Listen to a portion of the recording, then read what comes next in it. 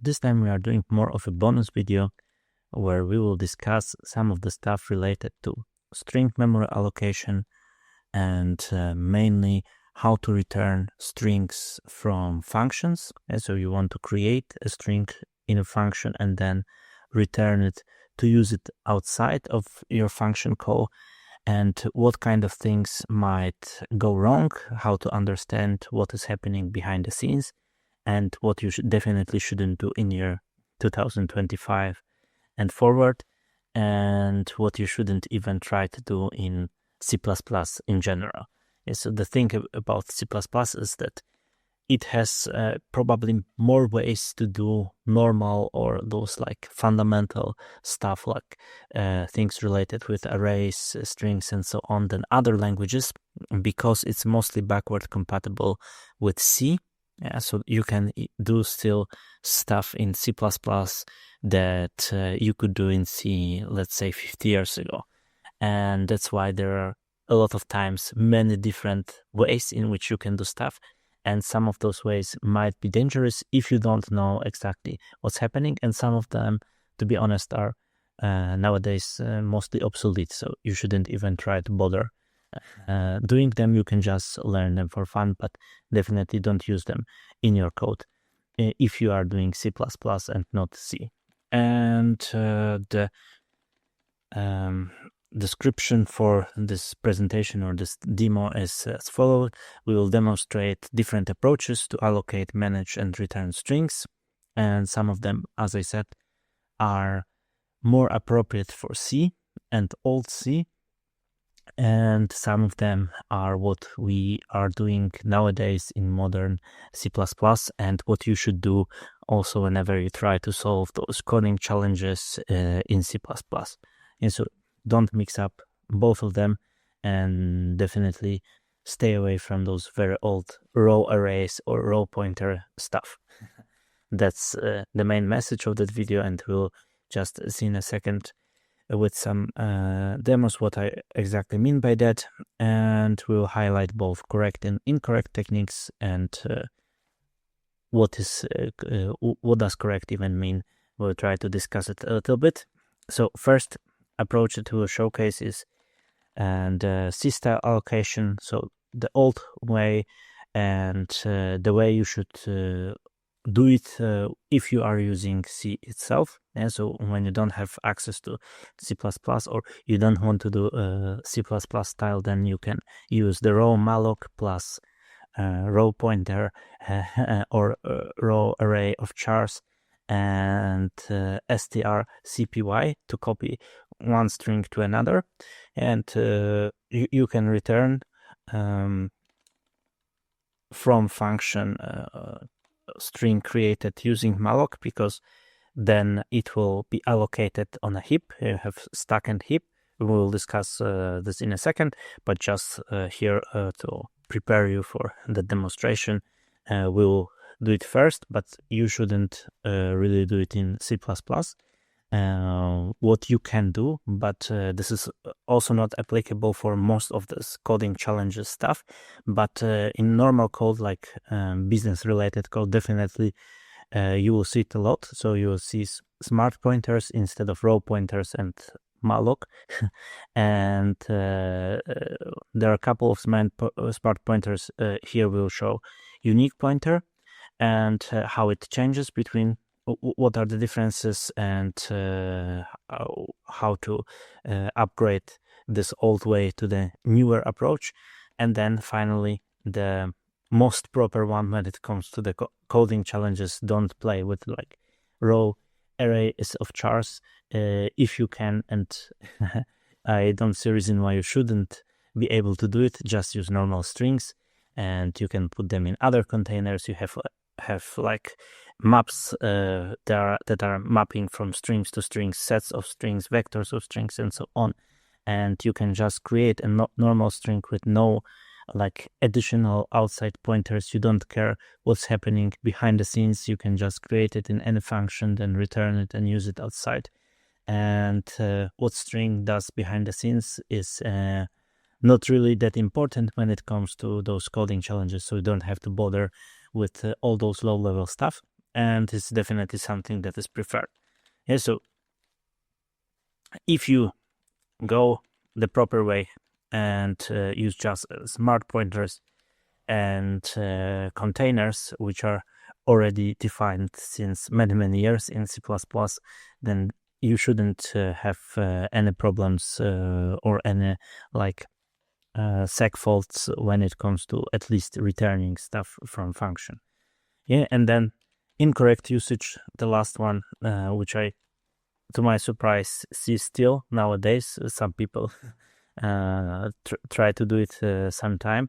I mean, not like in a real business code, but sometimes when I check what candidates how they try to solve coding problems, sometimes they go into this direction, which definitely you shouldn't do.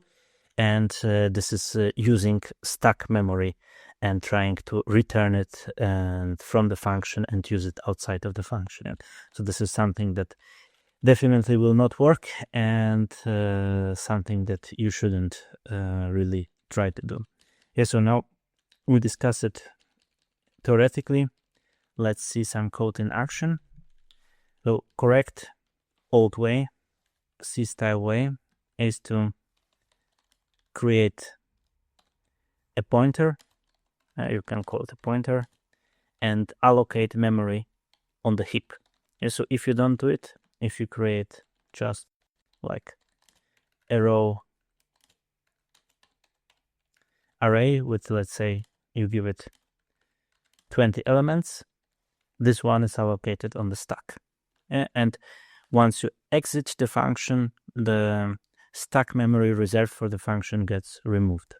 And so if you want your data to outlive the function call, you have to allocate it on the heap. And one way to do it is to use malloc. Malloc needs to know how much of that memory it should reserve. So the first example that we will do, we will just copy the string that was provided to us from outside, copy it to the new place in memory, and return it from our function. And we will need to know how many elements sit here to copy it. So we can use strlen, old C ways of doing things, and then we add one more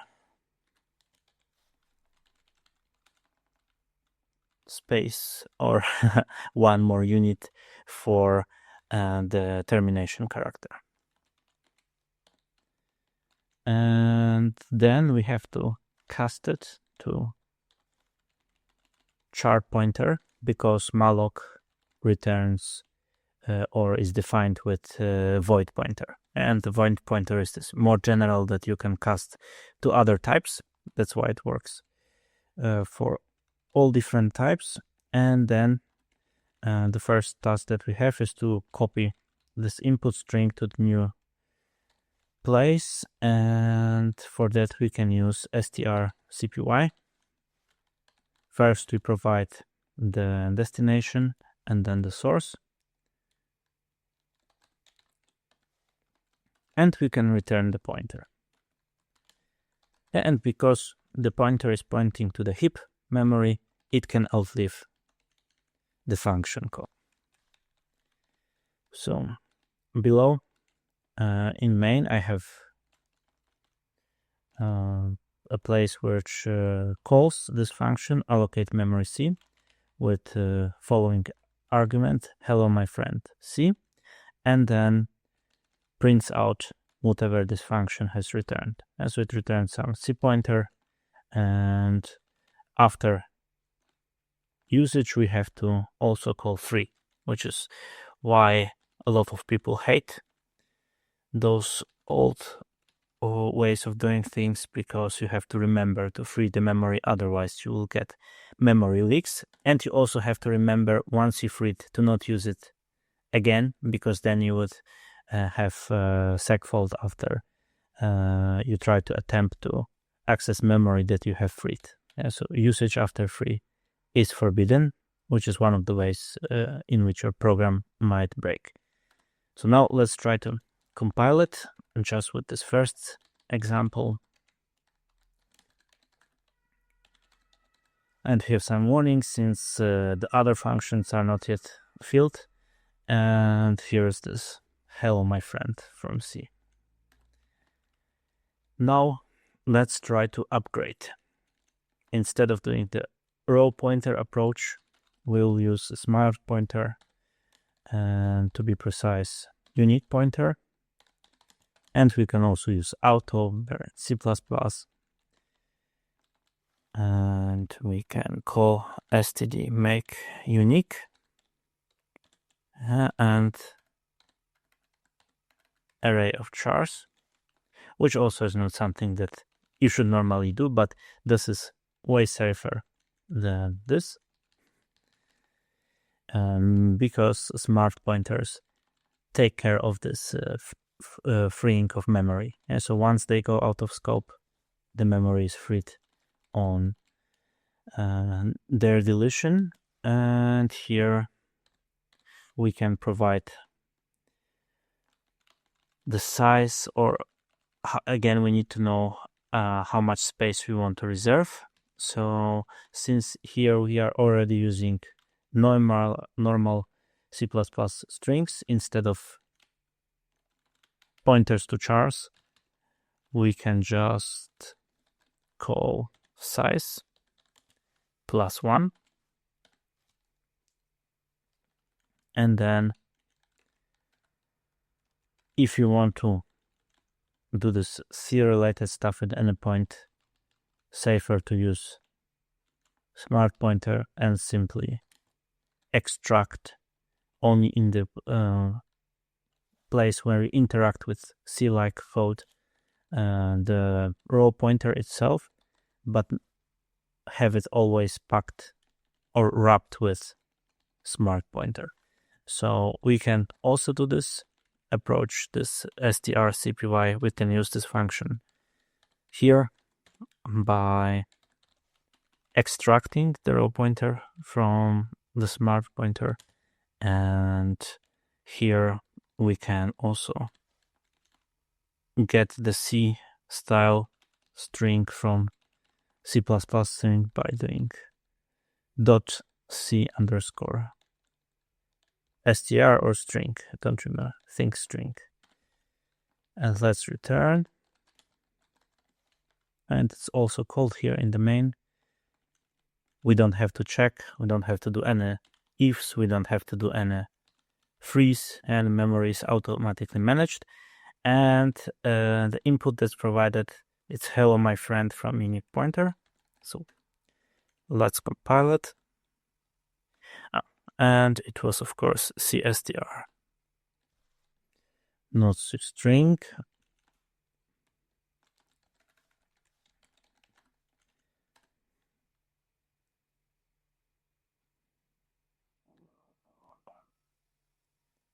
And it is a function. So not using it that often, that's why I don't remember it by heart. And now let's compile, and again we have the next function returning the string or doing a copy of a string. And now the most preferred way and the simplest way out of all of them is just to stay in the realm of std string. And if you want to copy an std string has already implemented a copy constructor.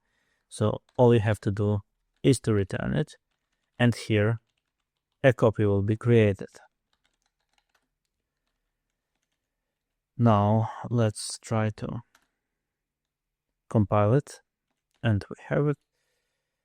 The new greeting, hello my friend from std string. And now let's show this bad way that you should never see, or you should at least never write a code like this. Now the wrong approach is to use stack memory and try to return it and use outside of the function. We can do it, for example, by creating a row array of chars let's give it 30 elements and call it str, and we can put some message here, hello from wrong approach, and we can also return it. Maybe before we return it, we can also show that at least within the function it exists.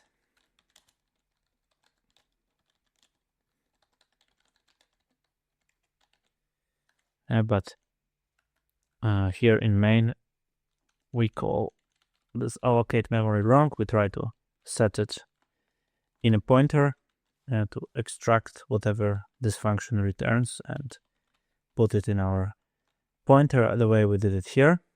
But of course, it will not work. So we either get some garbage printed or a crash segfault. Let's try to compile, allocate string,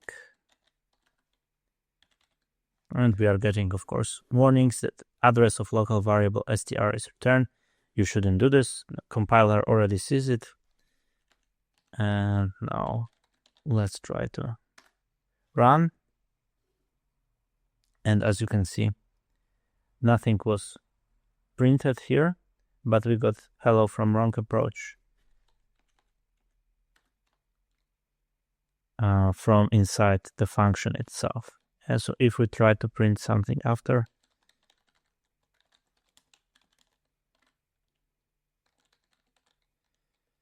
hello and std end line,